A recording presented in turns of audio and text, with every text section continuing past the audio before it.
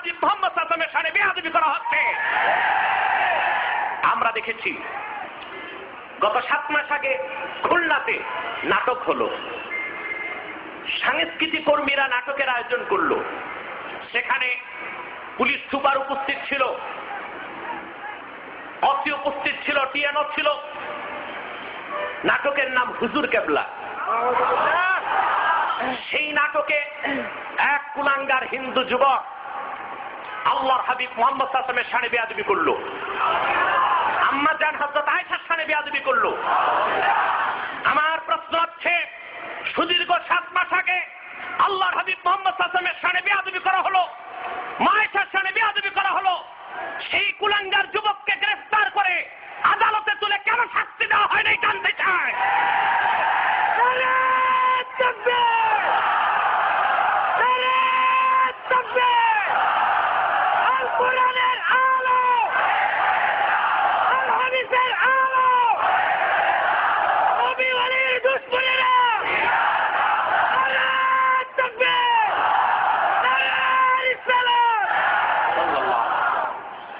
এই বিচার একদিন বাংলার জনগণ করেই ছাড়বে ইনশাআল্লাহ।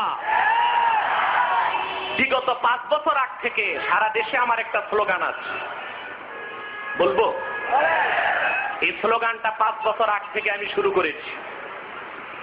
এই স্লোগানের সাথে আমি দেশের সকল পীর মাশায়েখ আলেমদের কণ্ঠ মিলাতে চাই। বাংলাদেশে এখন টপ অফ দ্য কান্ট্রি, দেশের সবচেয়ে আলোচিত বিষয় হচ্ছে যুদ্ধাপরাধ। সত্যিকার অর্থেই যারা স্বাধীনতা যুদ্ধের বিরোধিতা করেছে আমরা তাদের শাস্তি চাই, সে যেই দলেই থাক।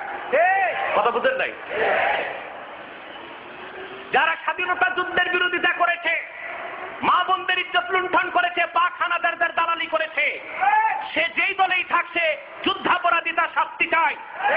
কিন্তু আমরা দেখতে পাচ্ছি বিগত 40 বছরে স্বাধীন বাংলায় আল্লাহর শানে যারা বেয়াদবি করেছে, মুহাম্মদ সাল্লাল্লাহু আলাইহি ওয়াসাল্লামের শানে বেয়াদবি করেছে, কোরআনের বিরুদ্ধে কথা বলেছে, কাফের মুশরিকদের দালালি করেছে, সেই দাউদ হায়দার, হুমায়ুন আজাদ, হুমায়ুন আহমদ, তাসলিমা নাসরিন, হাসানুল হকিনু, রাশেদ খান মেনন, তারা ধর্মাপরাধী। যুদ্ধাপরাধীর আগে ধর্মাপরাধীর শাস্তি দিতেই হবে।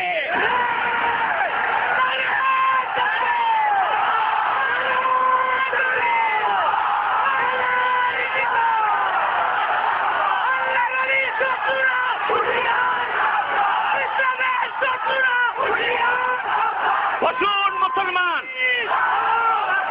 এই বাংলাদেশে সূর্য পূব দিকে উঠে পশ্চিমে ডুবে, এটা যেই রকম সত্য, প্রত্যেকটি ধর্মাপরাধীকে ফাঁসি কাস্তে ঝুলায় বাংলার মাটিকে কলুষমুক্ত করা হবেই হবে।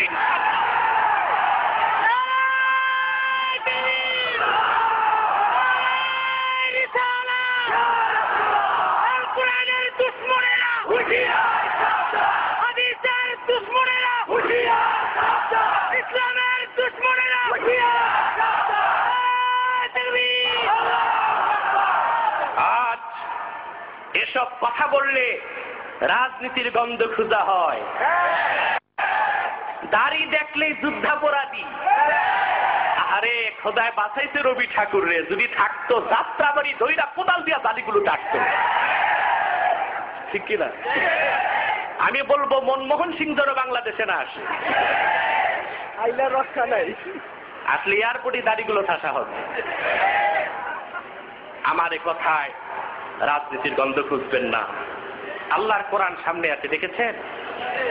এই কোরআন ছুঁয়ে বললাম, আল্লাহ হাজের নাজের আমার কিংবা জনপুরি খানদানের কোন একজন ব্যক্তির বাংলাদেশ, ভারত, পাকিস্তানের কোন রাজনীতির সাথে এক সরিষা পরিমাণ সম্পর্ক নাই। কিন্তু এটা তো রাজনীতির কথা নয়, এটা আকীদার কথা, ঈমানের কথা। আমি আমার দেশকে ধ্বংস হতে দিব না ইনশাআল্লাহ।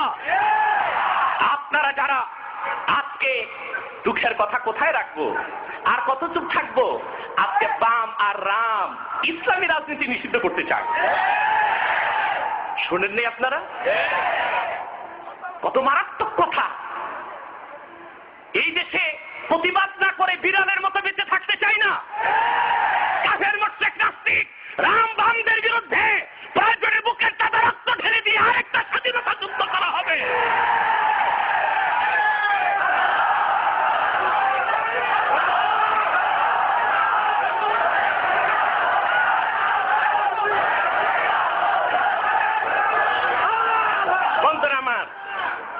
বন্ধুরা আমার, ওরা ইসলামী রাজনীতি বিশুদ্ধ করতে চাইছে। এমনটা বলে নেই যে জামাত ইসলামীর রাজনীতি বন্ধ করো, বলেছি ইসলামের রাজনীতি বন্ধ করো। তার মানে কোরআনের রাজনীতি বন্ধ করতে চেয়েছে। আমি আমার বিবৃতিতে বলেছি, আমার দেশ দিগন্ত সংগ্রাম, জনকণ্ঠস্বর সবগুলো পত্রিকা আমার বিবৃতি এসেছে। আমি বলেছি মুসলমানের ধৈর্যের ভাত ভাঙবার চেষ্টা করো না। এদেশের কোটি কোটি মুসলমান যদি পেশাব করে দেয়, নাস্তিক বামপন্থী বাম আর রাম ব্যাঙ্গের ছানার মতো ভাসতে ভাসতে বঙ্গোপসাগরে ডুবে পড়বে।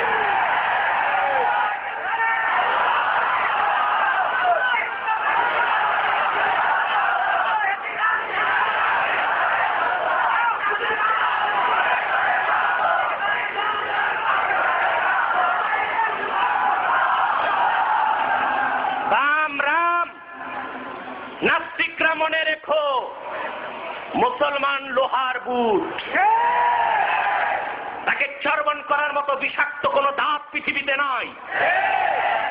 তোমাদের দাদা বাবু হোসনি মুবারক ইসরায়েলের ৫টা গোলাম ৩০ বছর মিশরে নির্যাতন করেছে ইসলামী আন্দোলনকে দমন করার জন্য। বেন আলী তিউনিসিয়াতে দমন করেছে, নিপীড়ন করেছে। সেই দমন নিপীড়নের রেজাল্ট হচ্ছে ইসলামী আন্দোলনের বিস্ফোরণ ঘটেছে। যদি বেশি বাড়াবাড়ি করো, এদেশের সব আলেম আর পীর এক হয়ে যাবে। এদেশের সমস্ত পীর আলেম এক হয়ে যাবে।